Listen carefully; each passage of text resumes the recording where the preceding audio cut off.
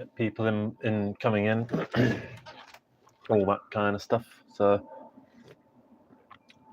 for the next sort of 20 seconds, I'm not going to stay on this long, by the way. To all the 0 people watching this, I'm not going to stay here very long.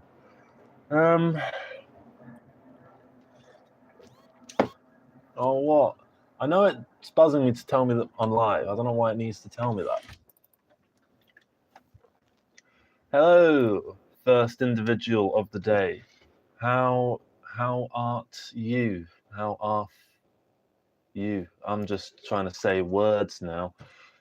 Just sort of waiting for a couple people to sort of nip in and just and we'll get the ball rolling. And what I'll do is I'll explain a little bit about this film, and then I'll tell you kind of the brief overview of the story of making it, and then we'll do some questions, that kind of thing, because I think I said Q&A in the title. We're not going to do long, not going to do a long one, maybe like 20 minutes max, and I'm going to try and actually stick to that and not do what I always seem to do, which is spend another 30, 40, 50 minutes pissing about. So, hey up, acute, jolly. I can't pronounce that. Acute. I'm going to say it like that. Acute. It's like acute, but like acute. You know what I mean? So, oh hi there, Johnny. Oh hi there, Johnny. I'm good. What about you? I'm pretty good. Bit tired because yesterday I had work and it was a long fucking big event sort of thing. So I'm a bit knackered from that. So I was gonna do some videos, but I kind of can't be asked, and this is easier than doing that. So I'm just gonna do this for a wee bit, and that's gonna be a bit more fun. Innovator, lovely to see you. Matt Brown, lovely to see you. I go by Jolly for that reason. That's fair enough. Right, we got 7 people in this chat. I would say that's a decent amount to sort of begin kind of chatting about this film, I'd say. So you saw the title. This is my new feature film, right? It's the same background. I haven't made the bed or anything. It's a bit of a tip, so sorry about that. But maybe it's because it's angled slightly different. Like maybe that is a bit closer. It's in the exact same place as always. But yeah. So where should I start with this feature film? So it began pre-production in 2020, right? That's how far back we have to go, right? So I've noticed something about all of these YouTuber fucking filmmaker things, right? I say that like I'm not one of them, right? All these fucking twats. Bear in mind, I'm one of the twats. But all of these twats over here, they all have, right, that one feature film that has really, really like crippled them, right? For instance, in Dan Lotz's case, it's that one. What the fuck's it called? It's but he spent ages and ages. It's the one he did before Chlorine, right? But he worked on it for ages and ages and ages and ages, and he did a little side documentary, The Long Con. That's it. So he made this film called The Long Con. It's a really shit name because I keep saying The Long Con. The Long Con. The Long Con. So he spent, I can't remember how long he spent working on it, but like a ridiculous amount of time, right? And I know how he felt, I think, because I have had that with this film, and I am at that sort of point now where the film is nearly done, right? And I'm looking forward to getting it sort of done, getting it out into the world, getting people seeing it, and all that kind of stuff. And then also just moving on to new projects and new greener pastures, you know, because I was a different person when I started making this film. I was, 20 years old when I started working on it, right?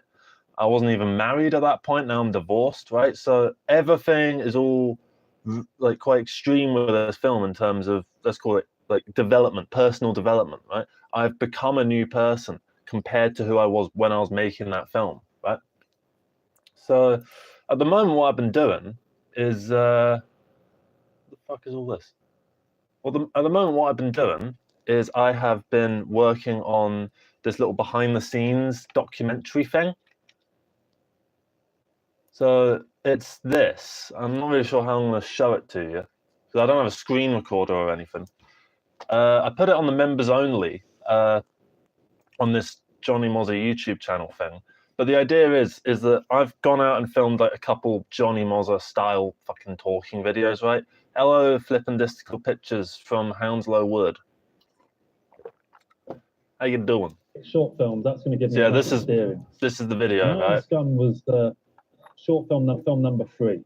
Yeah. Right? So it's just me banging on about. Shut up. It's about me banging on about making the film, right? So I've got 17 minutes here. This is probably part 1. I've done everything from. I've told the story of 2020 so far, right? I haven't even got to production, right? And then there's the post-production. Innovator asks, yeah, and how did you keep consistency after all these years? I'm really struggling with consistency. Well, here's the honest answer. I didn't, because this film went through a development hell. From, I would say, because the original, I wasn't originally meant to be editing this film, right? Because my computer can't really handle like a lot of the footage. So I made this film assuming I wasn't going to be editing it. In fact, it wasn't even originally my film. I seem to have adopted this film from someone who kind of abandoned it, right? After it's a long story that so far it's 17 minutes and I've told like a tenth of the story in this 17-minute behind the scenes. And this is just to sort of ask a couple questions about it.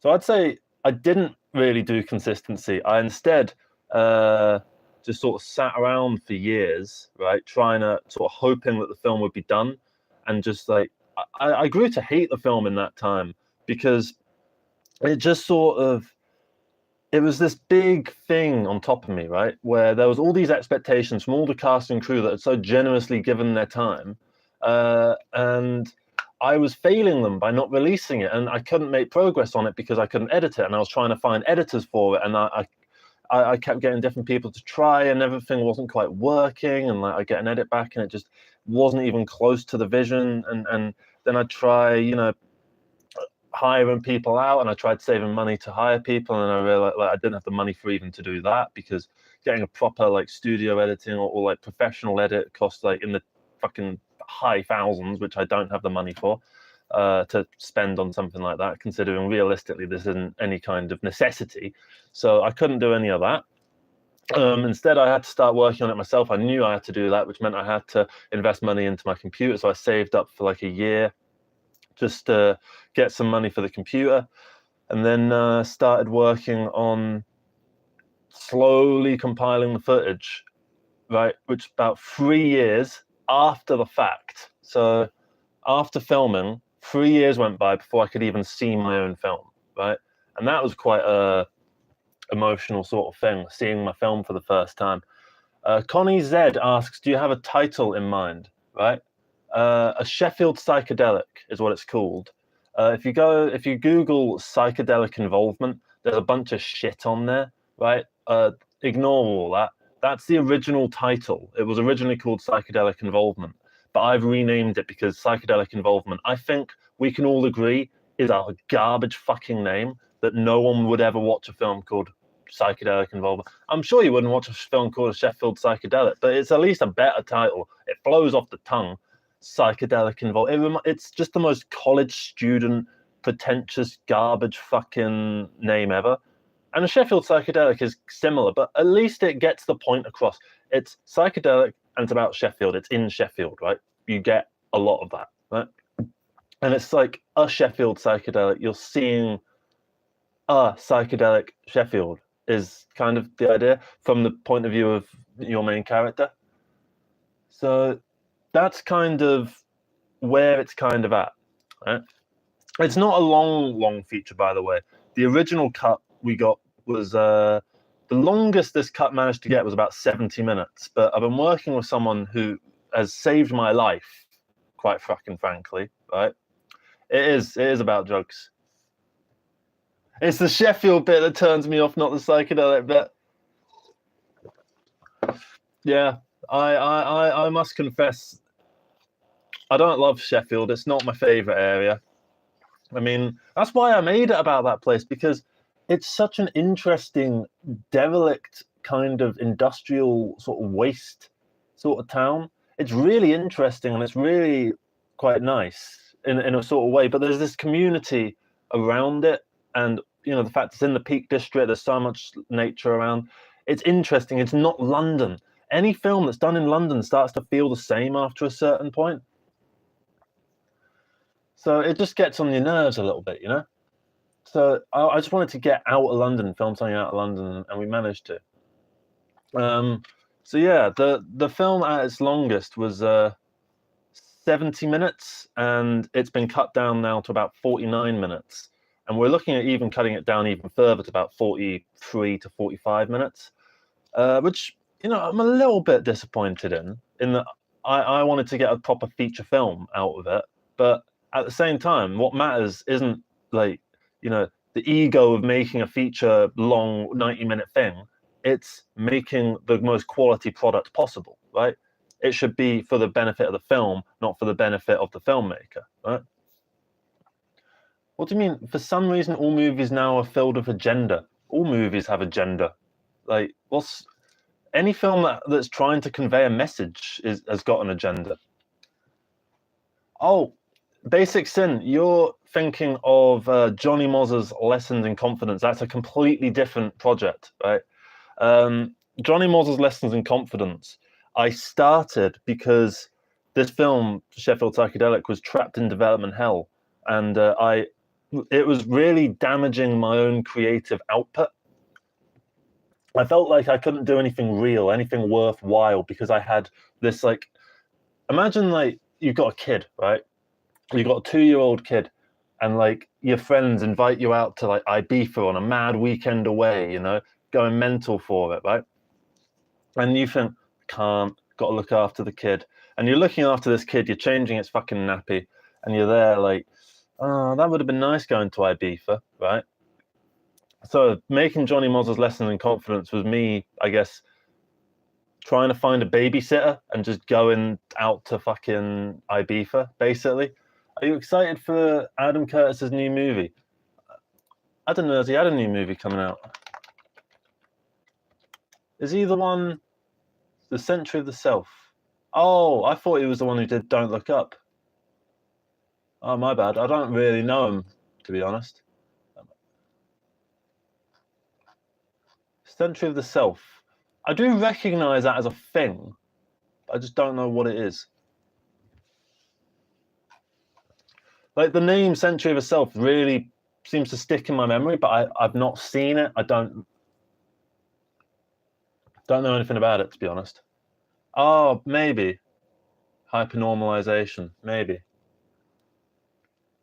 Yeah, I did this Johnny Moz's Lesson in Confidence kind of as just to try and escape Sheffield Psychedelic.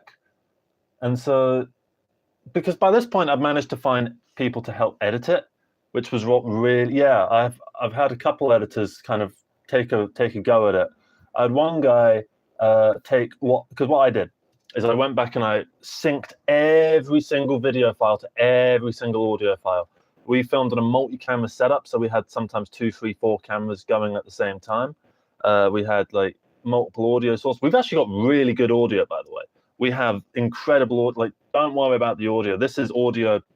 The audio guys who worked on this film are now working for like fucking Marvel and shit like that, right? And they were using like £20,000 worth of audio recording equipment, like the biggest mixing fucking boom mic blimp fucking shit you've ever seen, right?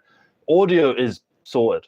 There's like one scene that has like subpar audio, and that's only because for some reason the files just are only on half, like they're only on one character's shots, but not on the other characters. So that one just has scratch audio on that one, and we're going to try and mix it to be a little bit better and take some of the noise away. So that scene isn't quite as good, but everything else is top-notch fucking audio, right? And I'm really proud of that. It's better audio than like my videos, right? It's better audio than that. And I think my audio is pretty decent, but my audio comes with weaknesses, right? Because everything has that same kind of sound no matter where you are. So because it's always here, isn't it?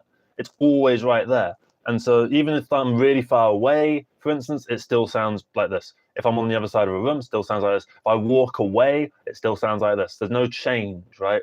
Unless I start to do stuff like that with the audio levels.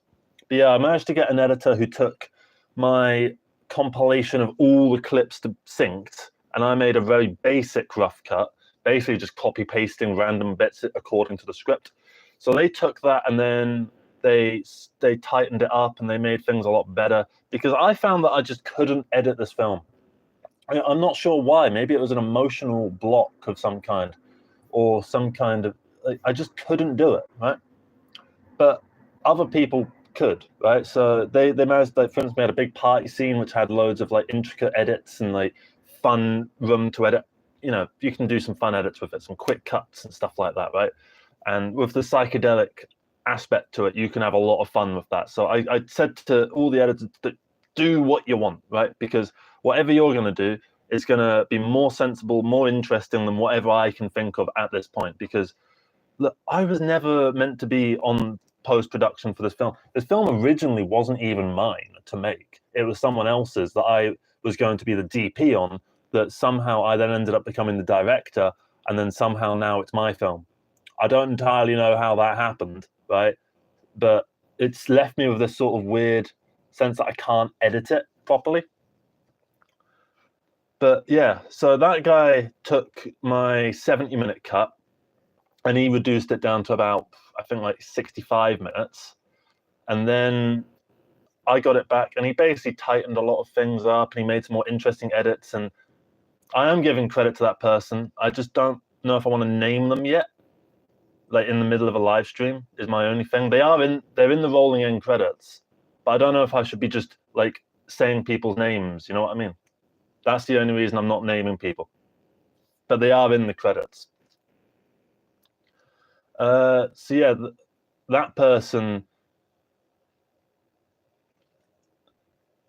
I'm planning on getting a haircut maybe next year. Well, I say get a haircut. What I do, I shave my head. So I shave my head every few years and then just let it grow out. I shaved this June 2023, right? And then it's grown out to this, right?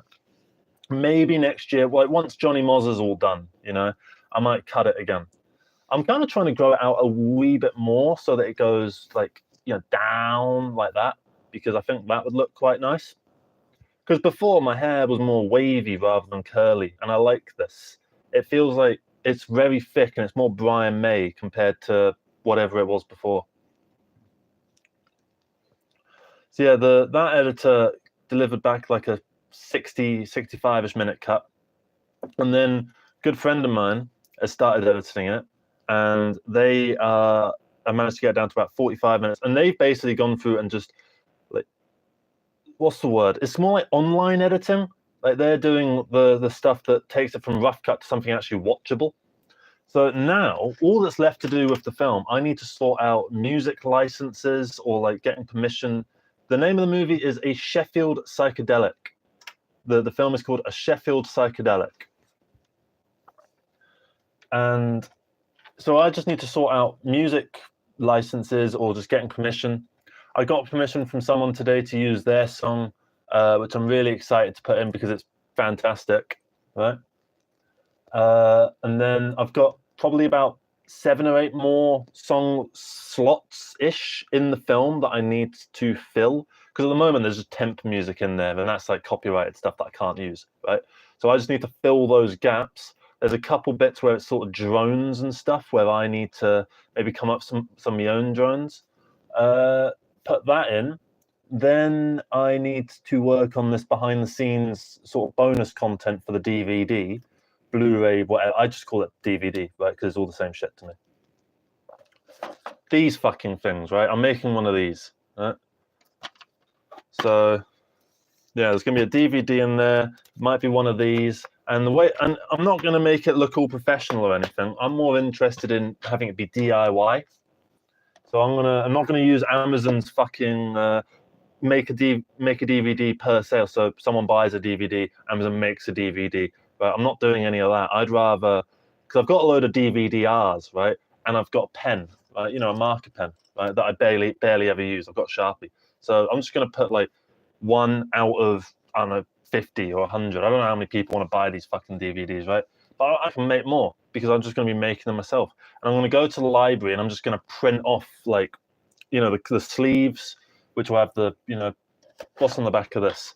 You know, some of that garbage, right? I'll just write some of that shit, put a couple pictures there, and then there'll be special features down here. So I'm thinking bloopers, maybe like a 5-10 minute blooper reel, hour and a half long question, documentary making of sort of thing. We'll probably have a couple exclusive Johnny Mozza type videos on there, that kind of thing. Trying to think what else. We did a little podcast. I'll put that on there as well. It's not a podcast. It's like an audio thing. No, so it's a video thing that me and a couple of people from the film did when we stayed up north in some Airbnb. So we'll put that on there too. That's like I think an hour long, and it's just us like telling anecdotes from the filming. Yeah, maybe some deleted scenes, that kind of thing. I'm getting to them. I'm getting to them. I'm just finishing off my point with the DVD, right, which is much more interesting to me. So this has special features, audio commentary. It's got the trailer. I'm not doing trailers for the shite. No one wants a fucking trailer. Who watches trailers anyway? Who sits and watches a trailer and goes, oh, I love that trailer, I'm going to watch that, right? Fuck trailers. I don't care about a fucking trailer. Crew information, musician information. How easy is that? That's just copy pasting stuff from like Google Docs that I've already got written out. Just put it in a DVD. Production notes. I've got so many production notes. I could chuck that in there. Interactive menus is a special feature, right? I didn't even realize you could have that as a scene access. Scene access. You mean being able to click each individual scene? That's a joke. Those special features are a fucking joke, right?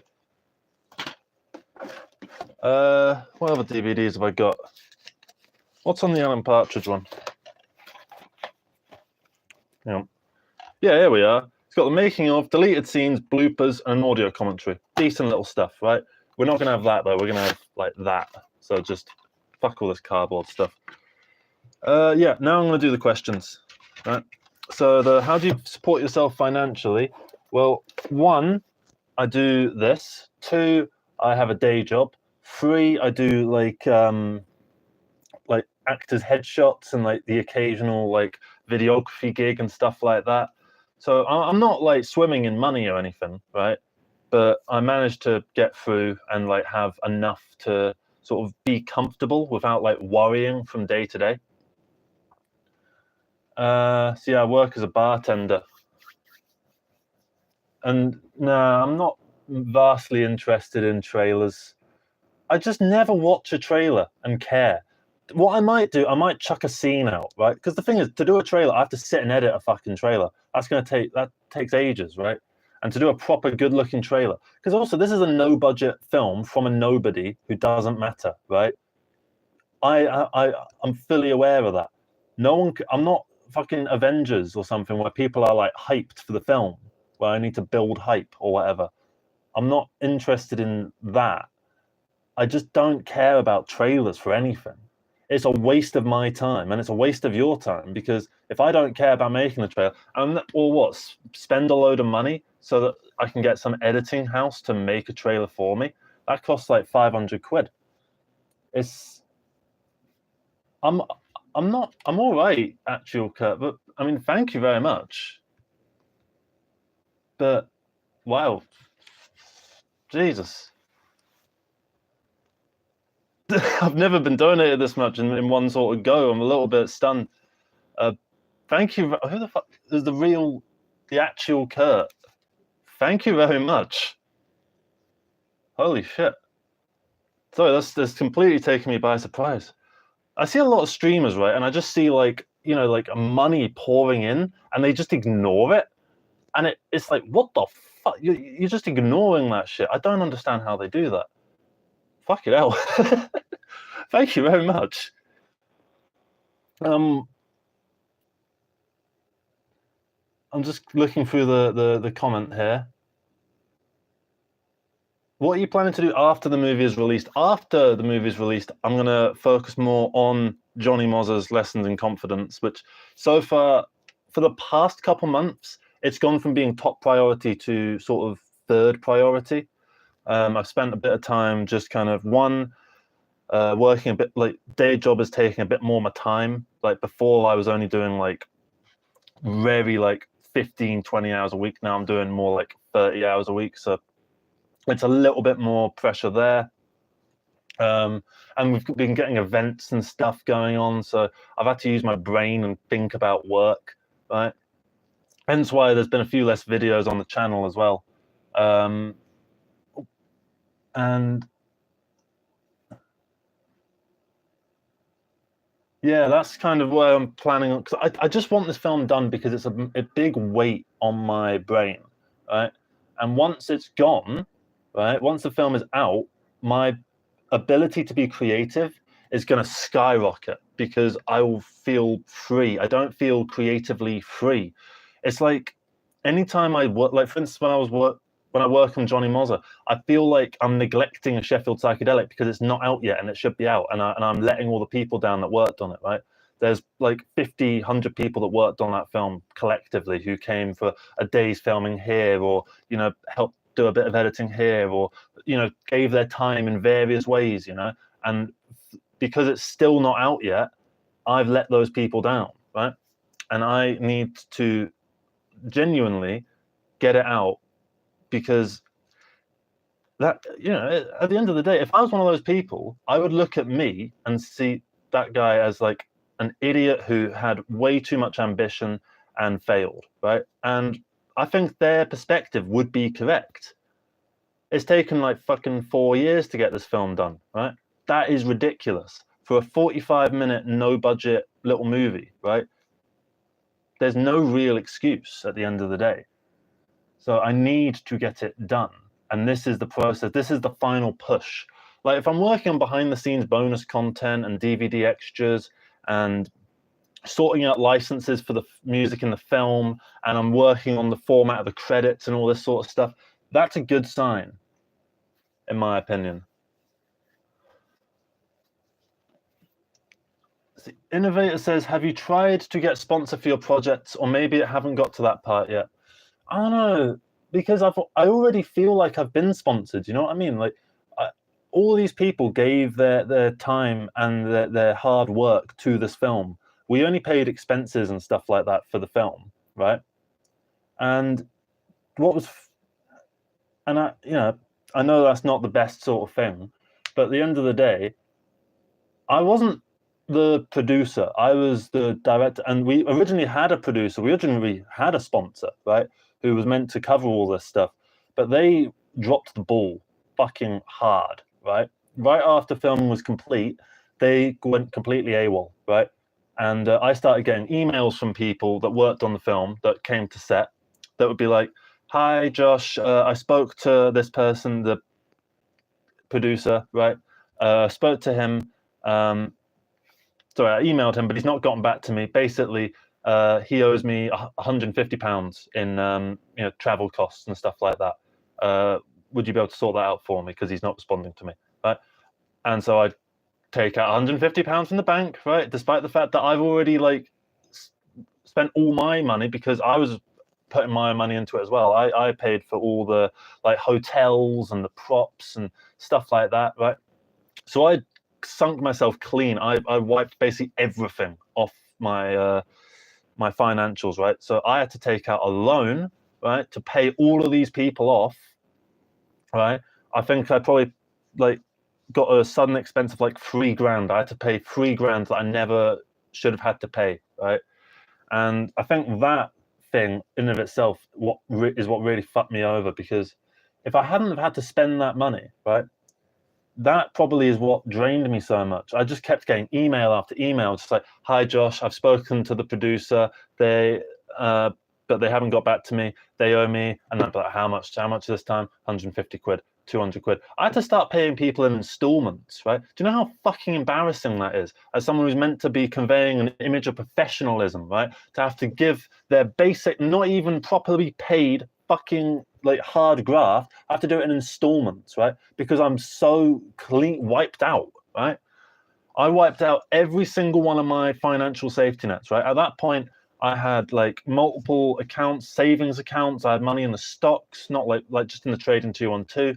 I had I had a little bit of money in crypto, right? Which I don't anymore, and I despise crypto now. So I wiped out everything, right? And then went heavily into an overdraft as well, and then had to take out a loan on top of that. So it fucked everything for so long, right? Because that person dropped the fucking ball so hard, right?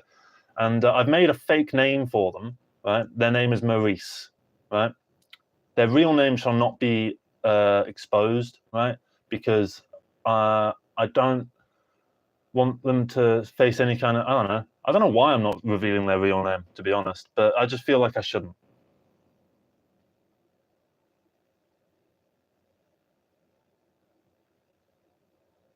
I'm just looking through the comments there.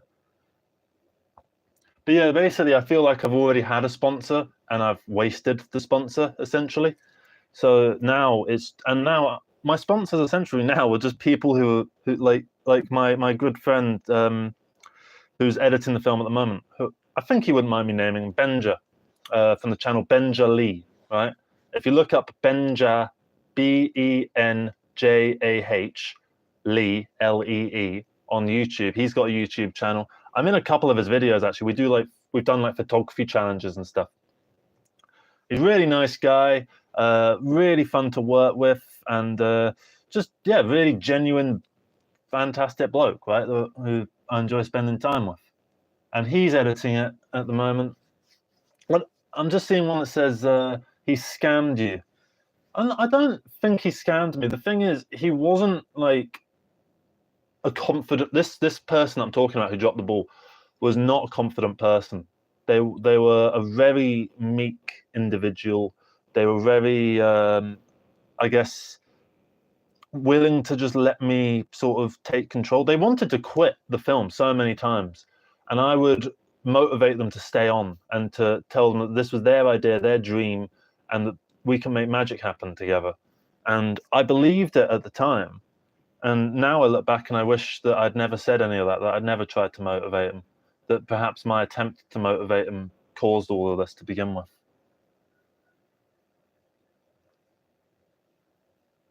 I don't actually know who Andy Dufresne is. And Maranto, I don't drink. I'm nearly 1 year clean from drinking. In 1 week's time from today, I'm a year sober. So I'm pretty excited about that. I'm not gonna celebrate or anything. I'm not gonna do a video like, "Ooh, I'm 1 year sober," right? Because no one really gives a shit, right? But I'm happy at least. I'm quite contented with that. So yeah, we can't change the past. Just keep trying for the future. Yeah, I did a video about that recently. Nah, 51 weeks ago. I mean, I did a video about quitting drinking. I think like in January or December or something. It was a very long one, but basically, the issue is that I would like. It was boring, drunk. It wasn't.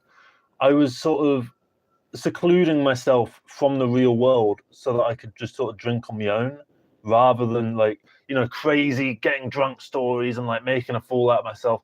I would just sort of be here, bored, drunk, right? And I've quit. I drink these, right? These are fantastic, right? But I still get drunk off these, right? But it's not like literal, it's more mental, psychological. You know what I mean? No worries, Muffin. Very lovely to see you. Hope you have a good one. Hope you have a good rest of the day.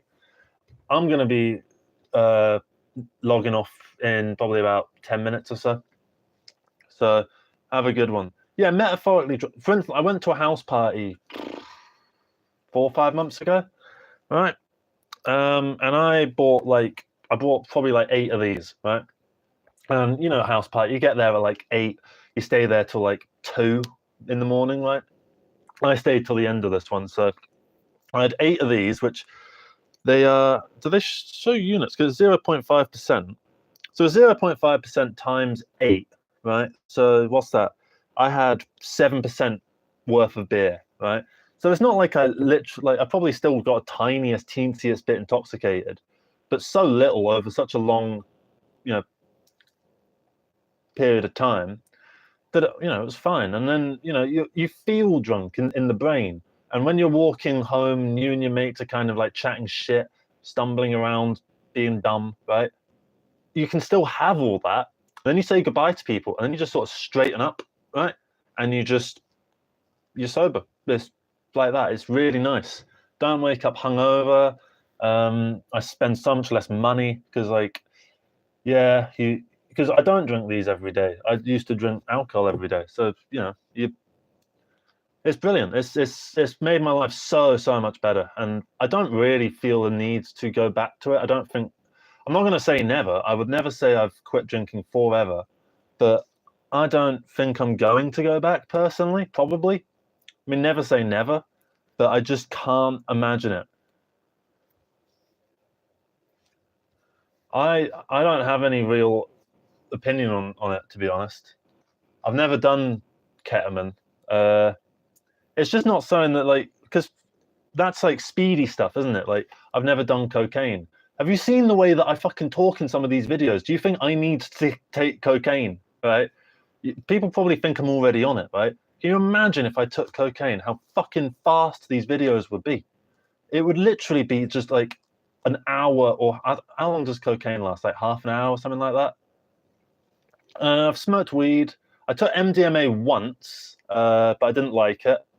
I did LSD sort of 5, 6 times. I think that's it. Oh, is it? Oh, my bad. I thought it was like a. So is it more like a Xanax type thing then, Maranta? Because I know that's like, I think Xanax is like you try and stay awake for like an hour, and if you manage to get through the hour, then apparently you have a major trip or something like that. But yeah, this Sheffield psychedelic film is kind of based on the fact that I took acid a few times, because I don't know, I got a lot of. I took taking acid very, very, very seriously. I didn't just take it just to have a bit of a piss about. I sort of researched it, made sure it was safe, all that sort of stuff. I know I've got the long hair, but I'm really not that like. I've been sober, in every single video, for instance. I don't take drugs massively often, right? I'm not opposed to them. I'm just not someone who goes nuts for them. The only thing I didn't like was just having that sort of relationship with alcohol. And now I've sorted that, I'm kind of fine. I still smoke cigarettes, but I don't really count that. And to be honest, everyone who works in the service industry smokes cigarettes, let's be honest. And that's how you get a break. You go, can I go for a fag? And then you go for a fag. Cigarette. British slang. So yeah. That's where a lot of this inspiration for a Sheffield psychedelic came from, was from taking LSD, just those few times. Take care, Flippandistical Pictures. Have a good one. Have a good rest of the day, and take care. Charlie Wood says, I'm the same, drugs are fun, but you have to be careful, so they should definitely be taken seriously. Yeah, it's just sort of like when I took MDMA, for instance, me and my mate, we were already quite drunk. This is not how you should do it, by the way. No, do not do this, right? We'd gone to the pub, we probably had like 10 beers and shit, and probably shots or whatever. We went back to his house, we smoked a couple joints, and then his mate pulled out MDMA and told me like how bombs work, and he put it in like Rizla paper. I think you eat it, I think you swallow it or something. I can't remember. This was like 7, 8, 9 years ago, right? So yeah, we did that after drinking a lot, which, by the way, that can fucking kill you, right? That can seriously kill you. And we sat and listened to Dark Side of the Moon, which apparently is not like MDMA music at all. And my mate was like to me, Josh, I want to go to bed. I just said to him, lying basically on his chest, I was like, well, go to bed then. He's like, I can't, it's your hair. He's like, well, just fall asleep, just shut your eyes. And he was like, no, can you get up? And I was like, all right. So I did nothing for like a minute. And then I was like, there, now you can go to sleep. And he was like, what? We were like that. We were basically non-functional. I think because we mixed it with alcohol, it had that effect. I don't know. I never took it again. I was never interested in taking it again.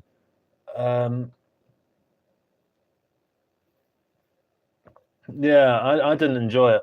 And to be honest, the idea of the club music hyper version doesn't sound particularly appealing to me either. Because I don't like clubbing. I've been once. Bear in mind, Redits, that I'd had like 10 beers and a couple joints by that point. So it was like, it wasn't just the MDMA that was doing that.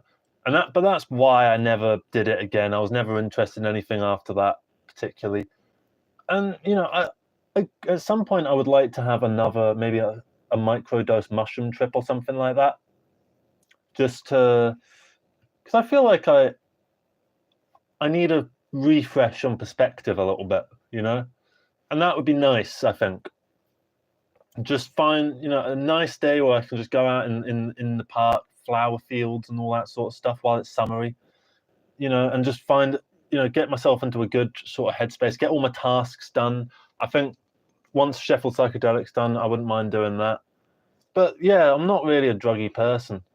And that's maybe why, because I did used to not be more of a druggy person, but I used to drink, and when I was doing this film, that was when I did most of my LSD. So, I was in more of a druggy-ish state then, although comparatively very low to what actual druggies are like, right? But that's what I mean when I say that this film was made by a different version of me. I didn't make this film. The past made this film. Some bloke called Joshua Morrison, right, from the year 2021 made this film, right? I didn't make this film, right? And I just want to get it done. I want to get it out there because I have looked at it, right? And through all of this, I do think that there is fun in it. It's a fun, enjoyable, quite humorous film, right? Because I noticed that all my creative stuff tends to have that element of humor to it. And Sheffield Psychedelic had, like, if you like Phineas King, for instance, that series that I do, where I go up and interview people, this has similar, comedy, very dry, sort of sardonic sort of sense of humor, right? So it's got all of that, right? So I think people will like it. It's not like pure drama. I don't particularly want to do drama sort of thing. Do you think Aiden Divich, do you think the fact that you started this film as a different person and it's taken so much longer than you thought it would is going to change it? I don't think massively. It's fairly faithful to what my idea was back then. The only difference I'd say is, considering like the adjustments we made whilst filming and stuff like that, that's all included in that. But those were decisions that the past version of me made. I would say I'm sticking fairly faithfully to that past version of myself. I haven't changed the entire idea of it. Everything at the core is still the same. There's a couple like lines that I thought were really funny at the time that I've looked back on and just sort of gone, no, they're not. That kind of thing.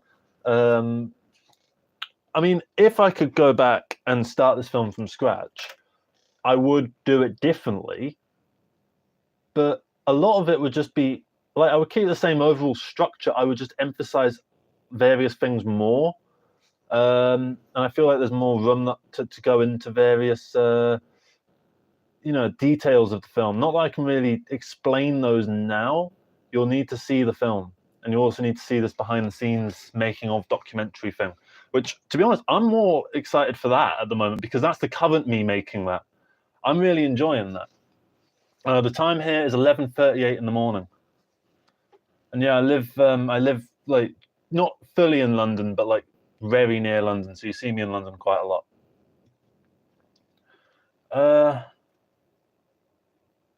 Just gonna have a quick look at the messages. I just realised I'm on the wrong thing. Yeah. Okay, I don't think I missed any comments.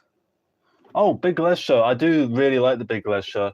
That's one of my favorite series, like on the internet. It's probably a big inspiration for me because it was just a guy making something that he cared passionately about. It's not like a team that made it, you know, and it means so much to so many people, and that really resonated with me.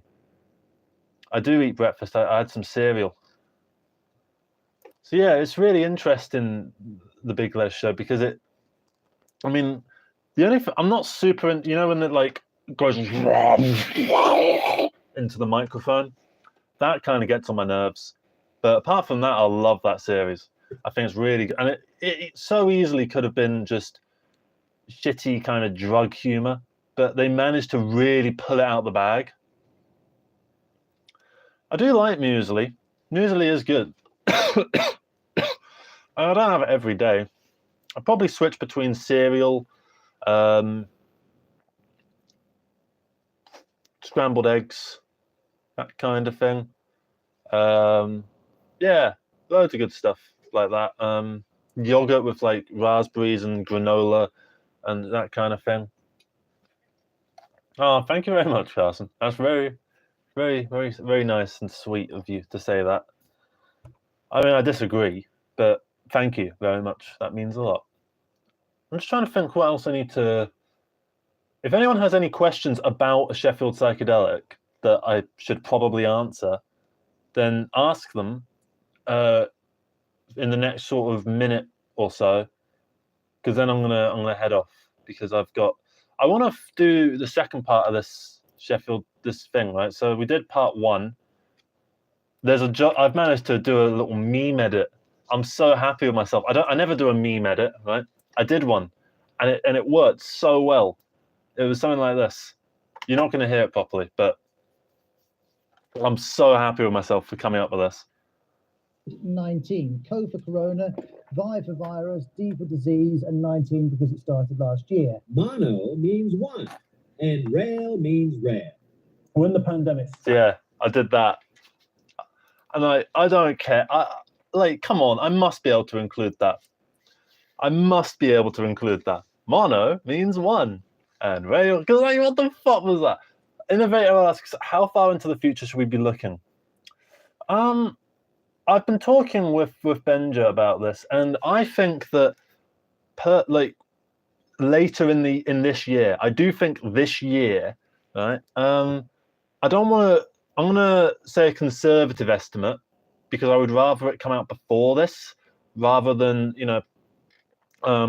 say like, oh, it's gonna come out in June, right? And then I have to backpedal and be like, oh, sorry guys, it's gonna come out in August, right? So I'm gonna say November for now, right? I'm going to say November, but that's not wait until November. I want to get it done earlier than November, much earlier than November, ideally, right? But it will be done because, as I said, all that's left to do is a few music licenses, which is essentially just emailing loads of small bands, all that kind of stuff.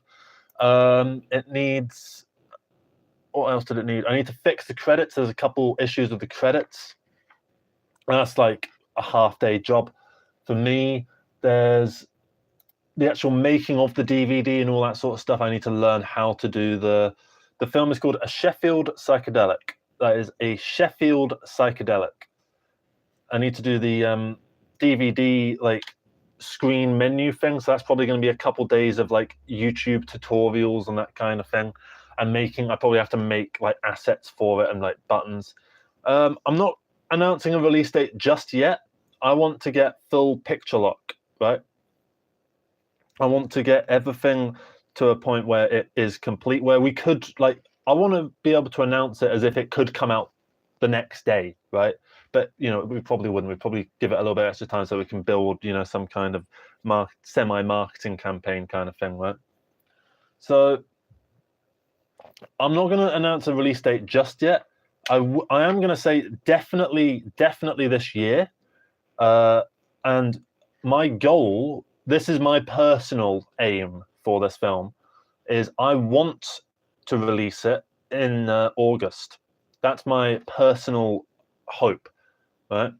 I'm going to say more officially November, so that if I meet my goal of August, then it will come out early rather than late or on time. I think it probably would be better to surprise everyone, but hey guys, the film's done earlier than I thought, you know, rather than dragging it out and like dragging people along, you know, because like the hype cycle can't last forever. Does that kind of make sense? So my screen brightness has just gone all the way down for no reason. There we are. So I think that's probably the main thing. Yeah, I am quite excited for it. Maranto asks, what are you up to later today? Chips are all right, A, B, C, D, E, F, G. They're fine. I don't love them. I do eat. Not enough, bear in mind, but I do eat. What are you up to later today? I'm going to work later. I'm doing an evening shift.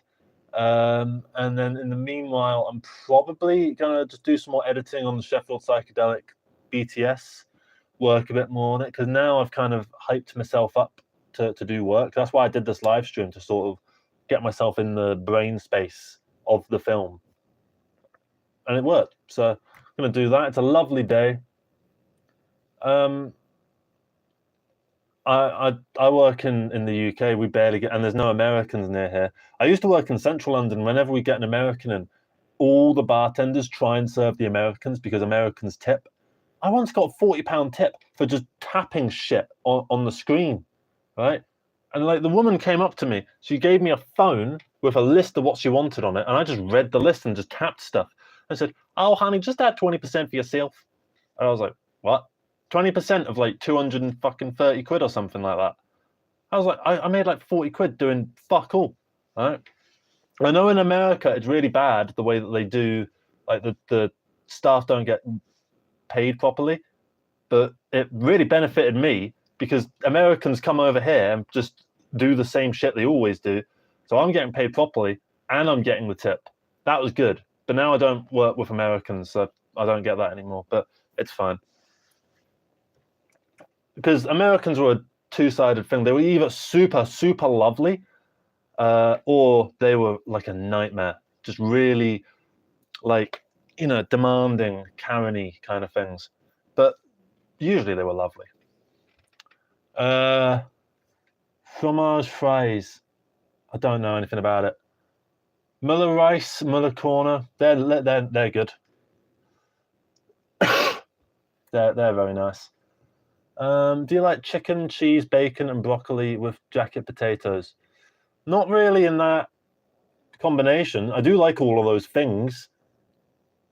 Personally, that doesn't sound very appealing to. I don't understand bacon in like wet things, like bacon in pasta, for instance. I don't understand that. What's nice about bacon is the texture, right? Most meat, personally, I think is better when it's a bit charred and like crispy. I don't like soft meat. Salmon's an exception. And I can do chicken, like I like chicken and rice and that kind of thing. That's quite nice.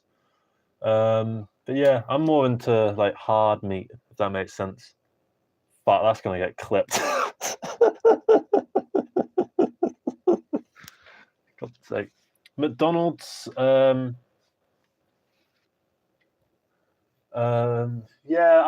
I get the vegetable wrap thing. That's quite nice. The chips are, I don't understand why people go on about the chips being good. I had a Big Mac once. I thought a Big Mac was fucking not very nice. I thought it was foul. But I had it just to say I've had it, right? So now I've had one, I can say I've been there, done that. I like the spicy vegetable wrap thing. That's quite nice. Yeah, but it's only something that I'd really get in a desperate situation. Like if I'm out and I haven't been able to eat all day and I really need something hot, you know, that kind of thing. Anyway, I'm gonna head off, right?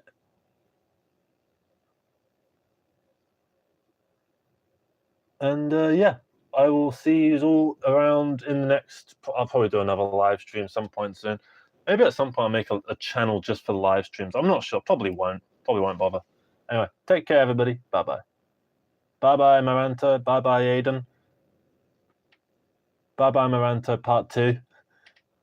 Bye bye, Absidivji. Bye bye, Innovator.